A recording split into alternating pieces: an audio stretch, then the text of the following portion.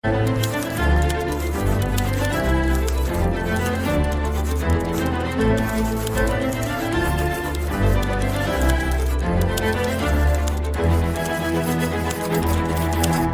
muito bem-vindo ao Português Suave, neste que é o programa que todas as semanas esclarece dúvidas muito pertinentes da língua portuguesa e às vezes suscita até alguns embates nas redes sociais. As pessoas são muito fervorosas, gostam caloroso. Quando se começa a falar da vacina e da vacina. Isto gerou muito debate, não é? Cordial e às vezes nem tanto. Marco Neves, muito bem-vindo mais uma vez. Olá. Obrigado por estares connosco. Episódio número 13. Já!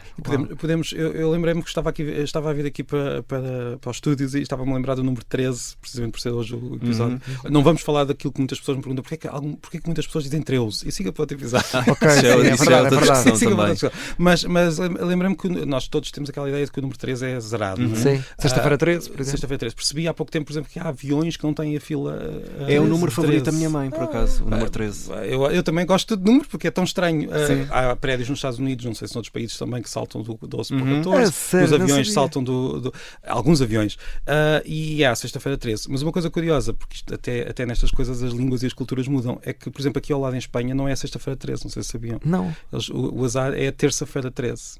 Porque terça, 13, pois não sei, 13 é sempre Era o que fazia mais sentido aqui também, se calhar. Sim, faz mais sentido. Terça, 13, até por sexta-feira. E os espanhóis dizem, alguns espanhóis pensam nisto, dizem os portugueses estão sempre a seguir o que os ingleses e os americanos fazem. Mas eu acho que não, isto já é muito antigo. Mas é curioso pensar que até essas coisas mudam. E na China é o número 4 que é azarado. Os números mudam de azar. Às vezes a brincar digo, se alguém tem medo da sexta-feira 13, então é só ir até a Badajoz, que já não faz. Já está tudo bem. Então hoje é o episódio 14, pronto. Não, vamos saltar o episódio 14, pronto. Olha, o que é que vamos falar sobre hoje? Vamos aqui um bocadinho abrir a cortina da Coreia, vamos episódio. falar do que é difícil ao aprendermos português e vamos responder uma pergunta em relação a um possível erro. Será que tirar uma fotografia é um erro? Não o próprio tirar a fotografia, mas a expressão às vezes tirar. pode ser. Okay. Pode ser, exato. No caso, as pessoas que erram muito nesse ponto. Mas pronto, vamos falar disso até ao final deste programa. Então vamos a isto. Vamos à primeira rubrica, Língua nas Notícias.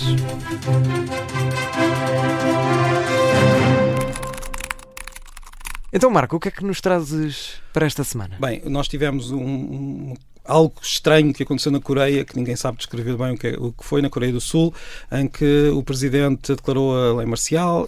Podíamos ter falado de lei marcial, mas há uma expressão que é usada por alguns comentadores, não só em português, e aliás até talvez mais em inglês, que nós podemos usar aqui na nossa língua como autogolpe. Parece que aquilo pode ser descrito como autogolpe, ou seja, um golpe de Estado, ou uma tentativa, não é, de golpe de Estado, criado pelas próprias instituições que supostamente estão a ser vítimas desse golpe de Estado. Neste caso, o Presidente. Explica-nos aqui melhor o auto. Sim, esta ligação, sim, não é? Porque o auto digamos, uma peça linguística que vem do grego que normalmente usamos quando queremos dizer que alguma coisa é feita por si mesmo, ou para si mesmo. Por exemplo, nós temos automóvel, que nós já nem pensamos, não é? Sim, o automóvel é algo que se move por si mesmo, não é? Portanto, não precisa de cavalos, basicamente. É daí que vem a lógica. Tínhamos os cavalos e aquilo é uma grande invenção em que de repente temos a carruagem que já não precisa dos cavalos para andar. Portanto, é automóvel. Depois temos aqui este autogolpe, que é um golpe contra si mesmo. Curiosamente, depois, por causa do automóvel, o móvel caiu e aquele auto também passou a querer dizer qualquer coisa que seja sobre automóveis. Sim, não precisa de ser para si mesmo. Nós podemos pensar, sei lá, há uma série de empresas que vendem automóveis que têm o auto no nome. Isso acontece muito também. Aconteceu também com o telefone, que de repente o fone caiu e nós pusemos o móvel no tele, que não quer dizer telefone, mas passou a ser telefone móvel.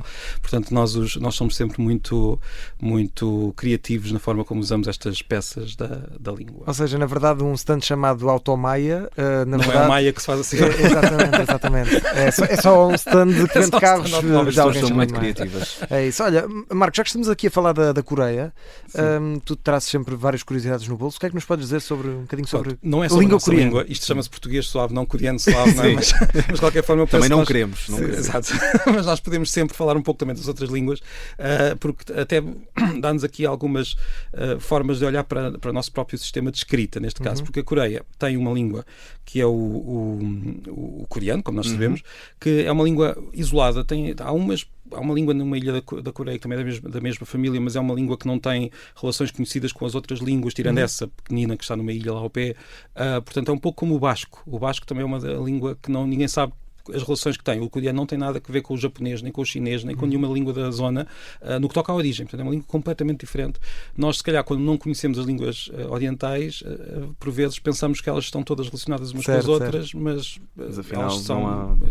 O coreano é muito mais distante do chinês, por exemplo, e do japonês, do mandarim, vamos usar, do que o português do persa, por exemplo.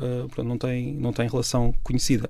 E o que é interessante no coreano é o uso do sistema de escrita. Quer dizer, há muita coisa interessante, certamente, algo curioso é que eu noto que os mais jovens, ali à volta entre os 18 e os 20 anos, gostam muito até da língua coreana. Sim. Está na moda. Mas também é muito o fenómeno do K-pop principalmente. Exatamente. Mas levou ao interesse na própria língua. Na minha faculdade há aulas de coreano, há muitos alunos a aprender coreano. E que gostam e que se interessam e querem saber mais sobre a cultura e não só sobre a questão do K-pop. Exatamente. É um interesse muito forte nesta cultura que, por exemplo, quando eu tinha 20 anos, não passaria pela cabeça de ninguém a Coreia ser Quer dizer, certamente que haveria pessoas interessadas na Coreia, mas não era algo muito comum. Olha, o sistema de escrita do coreano é o Hangul, que é curioso porque parece-nos assim à primeira vista mais uma vez parecido com o sistema chinês, assim, cada símbolo terá um conceito, mas não, aquilo são letras, são símbolos que representam cada um dos sons, só que estão encavalitados uns nos outros, como se fosse, ou seja, cada um daqueles símbolos, se nós olharmos com atenção, e soubermos, claro, tem uma componente para cada um dos sons da sílaba. Portanto, aquilo não é o conceito, é mesmo o som. Certo. E é o único sistema que eu conheço que é um alfabeto que está como se fosse em pequenas rodinhas de letras. Não é encavalitado. Exatamente. E é interessante por isso que foi criado por um rei particular, o Sejong. Eu não sei coreano, mas estou a confiar que não esteja aqui a destruir completamente a língua.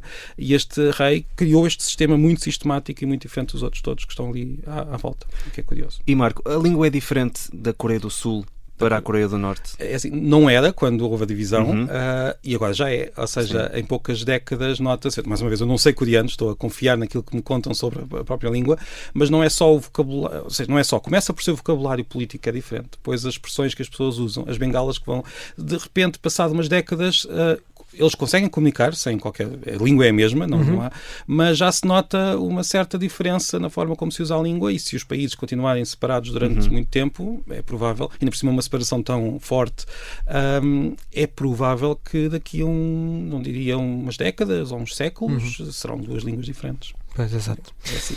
É caso para dizer Coreia, já não quer? Vamos avançar. André. Devias-me dar o nome o título do teu livro para isto. Eu acho que já não quer? Ficava um título melhor. Não sei. Não é que o teu esteja mal. Podemos dar sugestões às pessoas que atendem nos cafés para mudar um pouco a Sim, um bocadinho. Também para pôr mais criatividade. E para podermos depois discutir um pouco de política internacional. Desculpa, eu vi esta piada seca esta semana e tinha de dizer. André Maia. Vamos avançar, não para a Coreia, mas vamos a outro ponto do mapa. Vamos ao mapa da língua.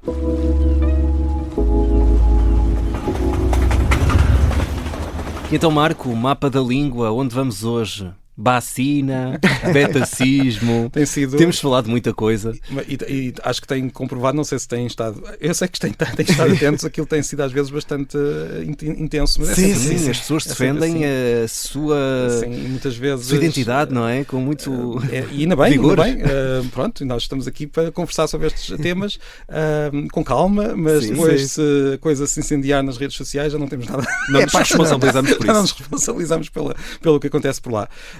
Olha, hoje não vamos, como já falámos de muitos destes temas sobre o nosso mapa aqui em Portugal, pensei falar de uma coisa que também é interessante, e lá já fomos referindo ao longo dos episódios, que é o facto de haver muitas pessoas pelo mundo fora que aprendem português, ao contrário, se calhar, da nossa impressão, porque nós falamos muito que é uma língua internacional, há muito aquele discurso até político de os milhões de pessoas que falam português, mas esquecemos que, para lá disso, há muitas pessoas. Claro que não é o mesmo nível do inglês, do espanhol, mas é uma língua muito aprendida pelo mundo fora. Eu posso dar um exemplo aqui bem ao lado. Em Espanha, que nós estamos sempre a queixar-nos de que eles não percebem o que nós dizemos, e é verdade, muitas vezes não percebem nada do que nós estamos a dizer. Mas não fazem um esforço. Não fazem esforço, às vezes, se calhar. Vontade.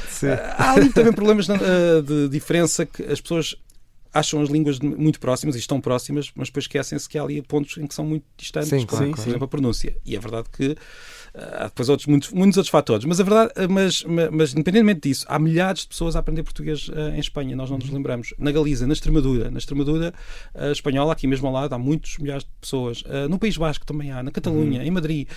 Portanto, em todas as regiões de Espanha nós encontramos, e atenção, não estamos só a falar das universidades, certo. Estamos a falar de escolas que existem por toda a Espanha, escolas de idiomas, onde os adultos se inscrevem para aprender línguas, incluindo o português. Estamos a falar mesmo de milhares de pessoas. E eu já conheci pessoas também a aprender português na Croácia, na Polónia, há muitas pessoas a aprender, aí mais nas universidades, é verdade. Na China, como falámos ainda há poucos episódios. Sim, estiveste lá, não é? Exato. E por isso há mesmo muitas pessoas e isso é muito curioso. E agora, isto levou-me, e esse aqui é o ponto aqui do mapa da língua, já que temos este mapa mundo a falar da nossa língua, ele levou-me a perguntar há uns tempos no Instagram o que é que estas pessoas que aprendem português sentem de difícil na nossa língua. Certo. Para nós é tudo fácil. Quer dizer, não é tudo fácil. Se fosse tudo fácil, não estávamos a ter este programa aqui. E as respostas estavam sempre à volta de, por exemplo, o sistema verbal. Nós dizemos uma frase como: ele disse-lhes para trazerem. E para nós isto não é nada. Sim, é fácil. No entanto, aquele trazerem é uma forma verbal, definitivo, pessoal, que não existe em praticamente mais língua nenhuma. Portanto, é uma coisa muito portuguesa que os estrangeiros faz-lhes confusão porque é que... Quer dizer, estamos a falar, quando digo estrangeiros, depende de onde é que vem, não é? Sim, claro. Mas é muito difícil até para um espanhol perceber como é que vai usar este verbo. Os espanhóis referem muitas vezes as vogais. Nós temos muitas vogais que eles não têm. Que são mais fechados, não é? E os sons nasais eles também não têm da mesma forma como nós temos. Portanto, para eles é tudo muito difícil. E referem quase sempre também dois sons. O ão. Pois. Esse já estava à espera. Sim. E o lhe. Que existe, por exemplo, em Espanha existe um som parecido, mas não é exatamente igual. Mas muitos outros países por aí fora que têm sons, que têm os falantes de línguas desses países têm muita dificuldade em dizer o lhe, em dizer o ão e em dizer o an. Por exemplo, para estas pessoas, maçã e maçã é a mesma coisa. Eles não conseguem perceber como. Eu lembro-me quando o João Moutinho jogava em Inglaterra, no Wolverhampton, que sim, o Moutinho. E o João, ou o João Palhinha também, sim. Era sempre o João Moutinho. E leva problemas quando querem dizer pão. Porque pois. Dizem coisas muito diferentes. Pois, exato, e que não têm tudo a ver. Olha, só para aqui chamadas mas essas pessoas que aprendem português noutros locais, sim, aprendem o português de Portugal ou o português do Brasil? Sempre que eu falo disto, é uma pergunta que as pessoas fazem, mesmo quando agora há pouco tempo estive a conversar sobre na China, e a verdade é que não é muito em todos estes países. Por exemplo, a Espanha é quase sempre o português de Portugal, mas também aprende o português do Brasil, como nós também na escola aprendemos o inglês da e às tantas tem influência das duas, fazem uma certa mistura. Há países onde há pessoas que preferem aprender uma, outros aprender outra. Eu, uma vez na Alemanha, percebi que havia uma turma onde tinham dois professores, um brasileiro e um português. Uma vez na Alemanha percebi que havia uma turma em que eles tinham dois professores, em que aprendiam o sotaque português e o sotaque brasileiro. Percebi que há universidades que optam por ter um professor no primeiro ano e outro no segundo. Portanto, para eles, no fundo, aprendem os dois e depois escolhem aquele que preferem, tendo em conta os seus objetivos.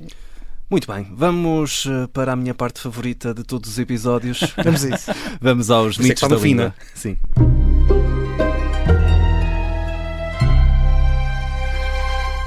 E Marco, qual é o mito que nos trazes neste episódio que pode ser considerado um erro? Vamos querer descobrir tudo. Pode ser ou pode não ser? Vamos responder. É assim, isto mais uma vez tem vindo no Instagram algumas das ideias, né? Também é assim, um pequeno vídeo que fiz sobre o nome a primeira fotografia que foi tirada em 1626, não me vão perguntar quem é que a tirou, porque eu não me lembro do nome da pessoa. Aquela que é um telhado, não é? Exatamente. Niepce, o nome era como Niepce. Esta fotografia chamou-se na altura heliografia, que é um termo que ainda hoje é usado tecnicamente para uma técnica particular, mas é curioso pensar que podia ter sido aquele o nome. Certo. Apesar de hélio quer dizer sol, e nem sempre as fotografias é com o sol, podia perfeitamente ter ficado aquele nome, e hoje tínhamos várias hélios cheios de hélias. Exatamente, olha, vamos tirar uma hélio ali ao heliógrafo que está ali na esquina, para podermos pôr no passaporte. Podia ter acontecido, não seria nada de extraordinário. E para nós não seria estranho, porque lá está, íamos crescer com isto. Estaríamos todos a pensar, bem, e não houve pessoas que se lembraram de fotografia ou fotografia, o que é? Provavelmente nem saberíamos dizer bem a palavra. palavra. Houve várias hipóteses para aquela palavra. Mas pronto, nesse vídeo eu disse que aquela pessoa foi a primeira pessoa a tirar uma fotografia. E tive comentários a dizer, mas não se pode dizer tirar. Que é o que toda a gente diz. Toda a gente diz. Toda a gente diz, vou tirar uma fotografia. Porque na verdade não é erro. Aqui o problema é um problema que os brasileiros às vezes acusam-nos muito de ser assim, e eu não acredito, acho que nós não somos particularmente assim. Há pessoas que têm este problema, são muito literais. Os brasileiros estão sempre a dizer que os portugueses são muito literais. Não, como eu disse, não creio, mas esta pessoa estava a ser muito literal, a achar que se eu dizia tirar uma fotografia, queria dizer roubar a fotografia, arrancar a fotografia. Mas eu também já encontrei listas pela internet fora a dizer que não se pode dizer tirar impressões digitais porque parece que estamos a arrancar as redes, né? Mas não é isso que nós estamos a fazer. O que nós estamos a fazer é usar o verbo tirar num dos seus sentidos, que é registar qualquer coisa. Tirar uma fotocópia, tirar uma fotografia, tirar as impressões digitais. Estamos basicamente a tirar, de facto, a retirar uma imagem daquilo para ficar com essa imagem. Ufa! Sim, não há problema nenhum. Já estou mais descansado. Mas é que dizer, há sempre um mas, não é? Houve Marco, uma pessoa isto. que me disse, olha, mas quando nós somos fotógrafos criativos, não gostamos muito de usar a palavra tirar, não porque esteja errada linguisticamente, mas porque parece que é uma coisa simples, simplesmente. É só tirar e está feito. O que é que eles dizem? Dizem criar, ou fazer, capturar. Ou capturar. Mas acho que aquela pessoa estava a dizer que gostava muito da palavra criar. Porque há sempre há sempre, não, nós sabemos disso, nem sequer é nada de extraordinário. Quando se tira uma fotografia artística, há ali uma criação. A pessoa está a pensar na perspectiva, está a pensar no que vai pôr. Parte artística. Tudo isso leva a que usem mais o termo criar, mas isso não quer dizer que tirar seja um erro. Não é? Está resolvido. Está resolvido e fiquei descansado. Sim. Achava que tinha de mudar aqui a minha vida toda. Uma fotografia para... Uma fotografia, não. Já estou a ser... Podes deixar à vontade. Uma pergunta para a semana que recebi do Luís Aguiar Conradia, que é um professor do nosso comentador aqui na Rádio Observador. Que me enviou a perguntar, mas eu não lhe vou responder já, mas vou deixar a pergunta para os nossos ouvintes, se quiserem deixar, porque ele disse-me, eu já tinha percebido, perguntou-me o que é que eu achava do facto de, por vezes, se dizer estádio, por exemplo, numa doença, o estádio de uma doença. Sim. E há pessoas que dizem estadio, há médicos que dizem estadio. E ele perguntava-me o que é que eu achava disto. E eu confesso que não tinha pensado na questão, e agora vou deixar a bola do lado dos ouvintes se já ouviram esta expressão, se já ouviram médicos a dizer isto, e se têm alguma coisa a dizer sobre esta utilização, e depois para a semana nós conversamos sobre isso. E se médicos ouvirem e usarem, digamos também. Muito bem. Nós ficamos por aqui. É até lá. É isso. Até para lá. A semana Gostaram gostei muito. Só os fãs verdadeiros é que sabem. Eu ia dizer isso. Até o episódio 14 ou 15, dependendo da forma. Sim, quiser usar o número. Um abraço a todos. Até para a semana. Até para a semana.